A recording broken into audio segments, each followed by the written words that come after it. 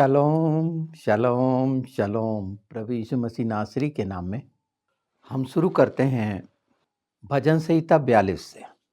42 पहले पद से। जैसे हिरनी नदी के जल के लिए हाँफती है, वैसे ही हे परमेश्वर मैं तेरे लिए हाँफता हूँ। जीवते ईश्वर, हाँ परमेश्वर का मैं प्यासा हूँ। मैं कब जाकर परमेश्वर को अपना मुंह दिखाऊंगा। हम सब की अवस्था जो मसीह में है, निश्चित लगातार हमारी भूख और प्यास है हमेशा उसके नज़दीक रहने की, आत्मा में शांति पाने की। और इसीलिए हमारे उद्धारकर्ता प्रभु यीशु मसीह नासरी ने कहा, यूहन्ना 6 देखें, यूहन्ना 6 उसका 35 पद। यीशु ने उनसे कहा, जीवन की रोटी मैं हूँ, जो मेरे पास आता है वह कभी प्यासा ना होगा, और जो मुझ पर विश्वास करता है वह कभी प्यासा ना होगा। वह कभी भूखा ना होगा और कभी प्यासा ना होगा। जो प्रभु के पास जाता है, इच्छा है, उसी लगन से, उसी उत्साह से जैसे हम अपने प्रियों से मिलने के लिए जाते हैं। आज हम इस भूख और प्यास को जाने, इसमें अपनी लगन को पहचाने। पौलुस प्रेरित, अगर हम फिलिपियों 3 देख लें, 3 का 12, यह मतलब नहीं कि मैं पा चुका हूँ या सिद्ध हो चुका हूँ, पर उस पदार्थ को पकड़ने के लिए दौड़ा चला जाता हूँ जिसके लिए मसीह यीशु ने मुझे पकड़ा था। आज जब हम प्रभु के साथ हैं, उसने हमें पकड़ चुका है। सचमुच में हम पकड़े हुए हैं, उसके साथ हैं, साथ साथ हैं, या कौन सी ऐसी बात है कि उसकी नज़दीक से। तो आज हम इन सब बातों को ध्यान में रखते हुए धार्मिकता को जानेंगे, और उसके लिए समझना पड़ेगा हमें यूहन्ना 4 का वो हिस्सा जिसमें प्रभु यीशु सामरी स्त्री से वार्तालाप कर रहे हैं और बता रहे हैं कि जो इस जल से पिएगा वो तो प्यासा हो जाएगा, पर मैं जो तुम्हें जल दूंगा वो तुम्हारे जीवन में, यानी हमारे जीवन में सोता बन जाएगा और जल की नदियां बहने लगेंगी। ये स्थिति शांति की अवस्था में है, आशीष की अवस्था में है और अनुग्रह की अवस्था में है। पर प्यासा होना, हमारे अंदर ऐसी प्यास है, ऐसा दौड़ना है मिलने के लिए। जहाँ प्रभु यीशु बात कर रहे हैं सामरी स्त्री से, जो बहुत से विचारों से ग्रस्त है। 5 विचार से तो वो ग्रस्त है ही, स्वीकार करी हुई है। और वहाँ पर अगर हम 13-14 देखें तो कहा है प्रभु यीशु ने उमड़ता हुआ। उमड़ता किस बात को दिखाता है कि मेरी जो लालसा है, भूख प्यास है, कैसी उमड़ रही है।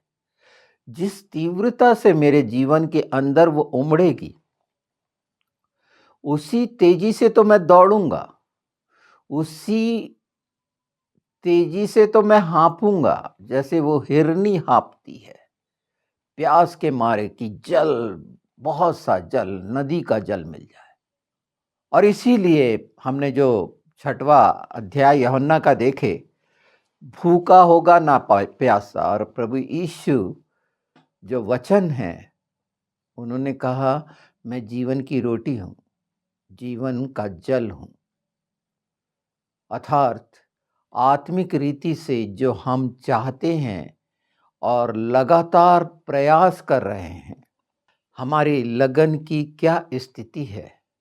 मत्ती 5 में कितना स्पष्ट बोले हैं प्रभु यीशु ने कि धन्य है वे जो भूखे और प्यासे हैं धर्म। यहाँ भूख प्यास की बात बोल रहे हैं ना, धार्मिकता की भूख और प्यास। धार्मिकता मतलब जिन्होंने पूरी रीति से प्रभु यीशु को, वचन को ही अपने जीवन में जगह दी है, तमाम वचन की सच्चाइयों को जगह दी है अपने मन प्राण आत्मा में। इधर उधर नहीं, इधर उधर की भूख प्यास नहीं। धन्य है जो धार्मिकता के भूखे और प्यासे हैं, क्योंकि वही तृप्त होंगे। और इन सब बातों का निचोड़ धार्मिकता है, और धार्मिकता मसीह यीशु मसीह नासरी में पूरी होती है, हमारे उद्धारकर्ता में, हमारे स्वामी में, जो हमारे जीवन का स्वामी है, हम कहते हैं। उसके लिए हमारा स्तर क्या है किए जाने का? हम आराधना में, प्रार्थना में, हमें जो दिन मिला है हर दिन का, उसमें हमारी निरंतरता कैसी है, उसके साथ कैसा लगा हुआ है। याकूब क्या बोलता है, देखिए, थोड़ा सा इसे भी सुन लें, है ना, क्योंकि ये धार्मिकता मसीहत में सबसे मुख्य विषय है तृप्त होने के लिए। बहुत ही विस्तार से ये बताया गया है प्रेरितों के द्वारा। हम उसके एक छोटे से हिस्से को ले रहे हैं, और वो छोटा हिस्सा पर्याप्त है पूरे वचन को हमारे मन प्राण हृदय आत्मा में प्रकट करने के लिए।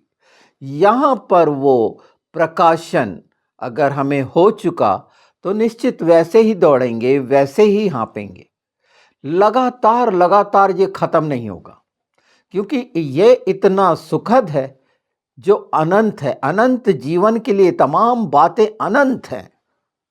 अगर हम चाहते हैं यूहन्ना 4 के अनुसार, जो सामरी स्त्री को प्रभु यीशु बोल रहे हैं कि अनंत जीवन के लिए उमड़ता हुआ सोता बन जाना, लगातार हर समय फ्रेश अभिषेक, ताजा अभिषेक, हर दिन का अभिषेक हमारे सिर पर मला जाना है, और हमारा कटोरा जो है उमड़ता हुआ हो जाएगा, क्योंकि वो भूख और प्यास है हमारे अंदर।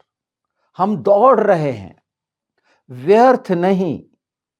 देखिए, ये जो हम जान रहे हैं भूख और प्यास के लिए, ये वचन हमें हमेशा उत्साहित करेंगे, क्योंकि आत्मिक रीति से ये हमारी मूल जरूरत है। जैसे शरीर के लिए हर दिन का नाश्ता पानी खाना, दोनों समय का भूख का एहसास, वैसा ही है ये। याकूब भूखा हुआ तो क्या बोलता है, देखिए उत्पत्ति 28:20-22 में। तब याकूब ने यह मन्नत मानी, यदि परमेश्वर मेरे साथ रहेगा और इस यात्रा में मेरी रक्षा करेगा और मुझे खाने के लिए भोजन और पहनने के लिए वस्त्र देगा, और मैं अपने पिता के घर में कुशल लौट आऊँगा, तो यहोवा मेरा परमेश्वर होगा। हम यीशु को ऐसे ही तो स्वीकार करें ना, ये सब देगा, बिल्कुल। और याकूब ये भी बोलता है, जो कुछ तू मुझे देगा। वो बोलता है, ये नहीं बोलता कि जो मेरे पास है मेरा है, नहीं, जो कुछ तू मुझे देगा उसका मैं दशमांश तुझे दूंगा। मतलब यहां से जानिए इस हिस्से को कि वो सिर्फ धन दौलत की बात थी क्या? यहां जो हो रही है, जो हमने शुरुआत की, वो धार्मिकता की है कि हमारे जीवन के द्वारा क्या वापस हो रहा है, और वो वापस व्यर्थ हो रहा है क्या? परमेश्वर ज़्यादा बेहतर जानता है कि हम यीशु के नाम में जो बोते हैं, पर इसके लिए कैसी भूख प्यास लगन है उस धार्मिकता के लिए।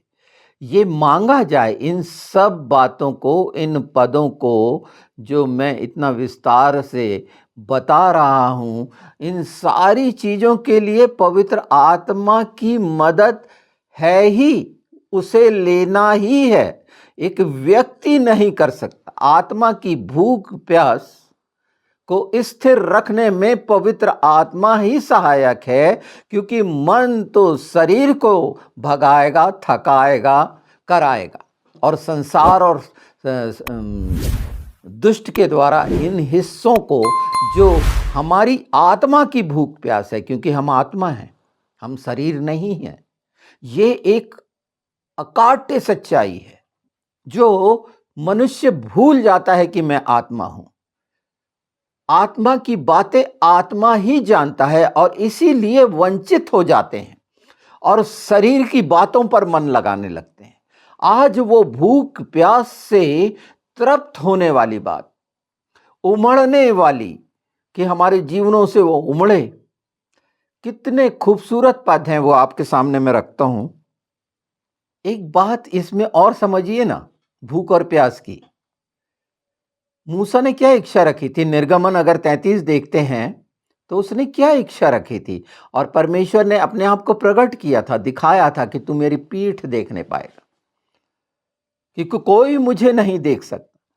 प्रभु यीशु ने हमारे सामने 2000 साल पहले पूरी रीति से अपने आप को प्रकट कर दिया कि मैं क्या हूं। ये कितने आनंद की बात है कि हमने देखा। चेले कहते हैं सिर्फ देखा नहीं, उसको छू छू के देखा, उसको सुना, और आज हम सुन रहे हैं। ये क्या बात है! अगर हम ये देखें और सुन लें तो ये भूख और प्यास को समझ जाएंगे। वो हमारे जीवनों से अनंत काल के लिए उमड़ती हुई वो आशीष का कारण बनेगा कि सचमुच में हम कहलाएंगे कि हम परमेश्वर की संतान है, यीशु की संतान है। हम जीवन पाए हुए, जिसमें अनंत जीवन का उमड़ता हुआ सोता है, हमेशा के लिए, वो कभी खत्म नहीं होता, आता जाता, सूखना कुछ नहीं, कुछ नहीं। 33 में कितना स्पष्ट है मूसा की भूख और प्यास। उस समय वो एक ही शब्द निकला था 33 में, अगर देखेंगे, कि वो अनुग्रह चाह रहा था जो हम पर हो चुका। अनुग्रह और अनुग्रह और अनुग्रह और सब प्रकार का अनुग्रह। आज वो सब आत्माओं के लिए परमेश्वर के ये सामर्थी, जीवित, प्रकाशित सत्य वचन, अनंत जीवन का जो प्रकाश हमारे सामने प्रकट कर रहे हैं, धार्मिकता में होने के लिए, तृप्त होने के लिए, तृप्त करने के लिए। एक बहुत खूबसूरत बात भजन संहिता 63 में कही गई है, और उसके पहले ही पद से अगर आप देखते हैं तो सूखी भूमि शब्द आया है। सूखी भूमि में, ये संसार पूरा सूखा है, सूखी भूमि है। एक मरुस्थल में सूर्य की किरणें जब रेत पे पड़ती हैं तो पानी का एहसास कराती हैं। मृग तृष्णा बोलते हैं उसको, जो भ्रमित करती है। ये तमाम संसार की भूख और प्यास को, हम संसार में भूखे और प्यासे रहते हैं, ये सूखी जगह, निर्जल जगह में भजनकार कहता है दाऊद कि मैं तेरा खोजी हूं। खोजी शब्द इस्तेमाल हुआ। खोजने वाले, खोजने वाले ही तो दौड़ेंगे, तलाशेंगे और तड़फेंगे, लगन में होंगे। अलग अलग तरीके से व्यक्त करने का एक मनुष्य का तरीका है, उसकी लालसा का। जैसे संसार की लालसा में वो कैसे प्रताड़ित होते हुए पूरे समय अपने आप को परिश्रम में झोंके रखता है कि दिन भर की रोटी मिल जाए। भूख कितनी खतरनाक होती है ये भूखा जानता है। प्यास कितनी खतरनाक होती है वो प्यासा जानता है। इंसान व्याकुल, बेहाल हो जाता है। आत्मिक रीति से ये अवस्था क्या हमारी हुई? पौलुस बोलता है मैं दौड़ रहा हूं, वही अवस्था है, जबकि वो सिद्धता की तरफ बढ़ रहा है। हमें ऐसा समझ में आ रहा है, सिद्धता की ओर बढ़ा हुआ नहीं होता तो हमें सिद्धता के लिए प्रेरित कैसे करता? बता रहा है कि दौड़ो, उसे तो मिल गया। प्रभु यीशु मिल गया जैसे हमें मिल गया, पर इन बातों को समझने और बताने के काबिल क्यों नहीं है?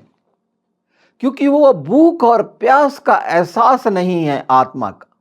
और ये वचन वो जीवित सच्चाई है जो हमारे अंदर, वो भूख प्यास आत्मा की जो मर गई है, ये वचन की सच्चाई ही यीशु के नाम में जीवित करेगी। जब हम वचन पर दृष्टि करेंगे, सुनेंगे, जब तक हम नहीं सुनने वाले बनेंगे, नहीं सुनना चाहेंगे, हमारी भूख और प्यास बनी रहेगी, हमें पता भी नहीं होगा। इसे दूसरे तरीके से जानने और समझने की कोशिश ये करिए कि अगर हम भूखे और प्यासे और उमड़ते हुए बने रहना चाहते हैं, हमारी लालसा हमेशा उसके साथ रहने की है, जब तक वो ना आए, तो ये हिस्से की लगन हमारे अंदर क्या समाप्त हो गई है? जैसे सांसारिकता की भूख और प्यास की जो हम बात कर रहे थे, वो हमें प्रेरित करते रहती है कि अब मुझे पानी पीना है, पानी पीना है, खाना खाना है, खाना खाना है, रोटी खानी। आत्मिक रीति से ये अवस्था है हमारी यीशु के साथ, पवित्र आत्मा के साथ, ऐसी लालसा है। तो ये वचन ये पैदा करता है हमारे अंदर, ये सच्चाइयां वचन की, ये अपने आप में सामर्थ्य है, जीवित है, सत्य है। अनंत जीवन के लिए उमड़ता हुआ अगर सोता और हमारे जीवन से जल की नदियां बह निकलें, ये सब बाइबल में है और हमारी इच्छा भी है। और यीशु के नाम में इसमें लगातार निश्चित हमारे जीवनों से वचन के जल बह रहे हैं। क्या सबका एक स्तर होता है? एक छोटी नाली होती है, एक नाला होता है, एक नदी होती है, अलग अलग स्तर है। ये स्केल में हमने देखे ना, कितना कितने पानी में टकने टकने से घुटने और एक समय तैरने वाले। तो ये पानी की अवस्था, वचन की सच्चाई की अवस्था। आज जो हम इतने खूबसूरत हिस्से को जान रहे हैं, ये वो हिस्सा है जो हमारी आत्मा में हमेशा का आनंद और शांति ले आएगा। भजन संहिता 84:2 देखिए कि मैं तेरे आंगनों का प्यासा हूँ। परमेश्वर, मैं तेरे आंगनों का प्यासा हूँ, मैं तेरी दियोड़ी में ही रहूँ। हमेशा उसके साथ बने रहने के लिए कैसी भूख प्यास है, वो साथ रहना चाहता है।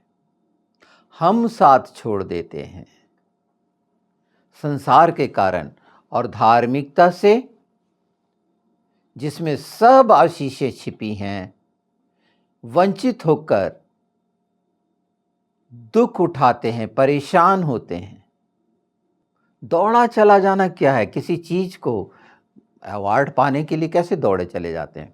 कोई भी अगर हमारे को भेंट मिलती है या अवार्ड मिलता है तो हम किस रीति से जाते हैं? आप देखिए कितना उत्साह और ताकत से भरपूर होकर।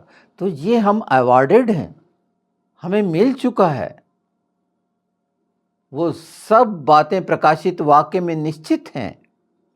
ये भूख और प्यास को लगातार पवित्र आत्मा के साथ यीशु के नाम में अपनी प्रार्थनाओं में रखकर इच्छा रखेंगे तो निश्चित जिसलिए हम रखे गए हैं इस पृथ्वी पर, उसकी प्रशंसा करने वाले, उसकी महिमा करने वाले, यही है वो सब। और स्तुति आराधना उसके साथ, उसके राज्य के लिए। इसीलिए तो कहा गया है कि हम उसके राज्य हैं। और अगर हम उसकी धार्मिकता में नहीं हो पा रहे हैं तो और भी इसके आगे का प्रकाशन कैसे जानेंगे? छोटी छोटी इच्छाओं में जो हम पड़े हैं और को नहीं समझ पाएंगे। और लगातार ये चीज़ें पवित्र आत्मा हम सब भूखे और प्यासों के लिए रख रहे हैं कि भरपूरी का पाएं, बहुतायत का पाएं, और वो सब परमेश्वर के राज्य के लिए हमारे जीवन से खर्च करने वाला बने, कि परमेश्वर की महिमा हो, उसकी बड़ाई और स्तुति हो। क्योंकि हमें अब जीवित प्रभु यीशु मिले हैं, जो कोई धर्म नहीं है। उसकी धार्मिकता में हम एक धर्म को, उसके धर्म को पहचानते हैं, और उसका धर्म जो हमें वचन मिला है, सच्चाई का जो सामर्थ्य से भरपूर है, दिखावा नहीं है, जिसमें सब चीज़ों से पवित्र और शुद्ध है। उसके साथ जब हम इस अवस्था में रहेंगे जिसमें वो हमें रखना चाहता है, तो कौन सी चीज़ हमें उसके प्रेम से अलग कर सकती है? कोई भी बात नहीं। ये जो जितना हमने जाना है लगन, ये सब पैदा होती है, अंत में कहता जाऊं, वो है प्रेम। कि उस प्रेम, महान प्रेम को जो हमें किया गया, हम अगर उससे प्रेम रखते हैं तो वाकई में कौन सी बात की घटी होगी। हमारे स्वामी के पास सारा भरपूर है, सब अधीनता में है, और ये प्रेम ही प्रेरित करता है हमारी भूख प्यास को, हाँ, वो लगन को। और पिता देखता है उसी प्रेम को कि हमारे अंदर कैसी भूख प्यास है, उसके लिए कैसी तड़प है। यही इच्छा तो मूसा भी रखा था, देखना चाहता हूँ। क्यों? हमें तो दिख गया, इस संसार में आ गया, और भूख प्यास नहीं है, तो तृप्ति कैसे होगी?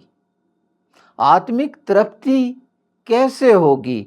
ना भूख है ना प्यास है, क्योंकि वो तो कहीं और लगी हुई है। तो हमेशा पिता पुत्र पवित्र आत्मा के प्रेम के लिए हमारे अंदर इच्छा और आग्रह और निवेदन और विनती हो कि ये सारी उसके साथ बनी रहे, और हम तृप्त होके लगातार लगातार, जैसे वचन चाहता है, पिता पुत्र पवित्र आत्मा चाहता है, बहुतों के लिए लाभ का कारण बने। और जिसने हमें बचाया, छुड़ाया, और जो था, है और आने वाला है, उसके वादे सच्चे हैं। हर कठिनाइयाँ जो आपके आसपास है, यीशु के नाम में निश्चित, जो प्रभु यीशु ने कहे हैं, कहें, और अपने आसपास से वो बंधनों को तोड़ देगा। जो भी हमारे विरुद्ध हथियार उठे हैं, वो हमें किसी भी रीति से नुकसान नहीं पहुंचाने पाएंगे संसार के। और ये सब चीज़ें मनुष्य को वंचित करती हैं उस भूख प्यास को समझने से, जो हमें धार्मिकता के स्तर पर पहुंचाती है और तृप्त करती है। ये इतना खूबसूरत और सुंदर विषय, जीवन बदल जाएगा। वो जिसकी हम लालसा करते हैं, खुशियों की, आनंद की, बहुत गहरी बातें भी हैं इसमें, पर बड़ी सरल ये है कि हम पूरे प्रेम से इसको ग्रहण करें, अपने आप को देखें, पहचानें, और कोई नहीं रोक सकता। यीशु के साथ हमेशा की विजय के पथ पर हैं हम। तो वो जो आत्मा का आनंद का मार्ग है, उसमें समस्त प्रकार की आशीषों के साथ क्यों ना आगे बढ़ें। ये बातें जो संसार की हैं, व्यर्थ नुकसान पहुंचाने की, कोई भी आपको चोट नहीं पहुंचा सकती, क्योंकि मसीह में आप नई सृष्टि हो चुके हैं। इसलिए तो मसीह में है। हर बात को जानना समझना आवश्यक है जो वचन की है, पर अंतिम सच्चाई, अनंत जीवन मसीहों का है।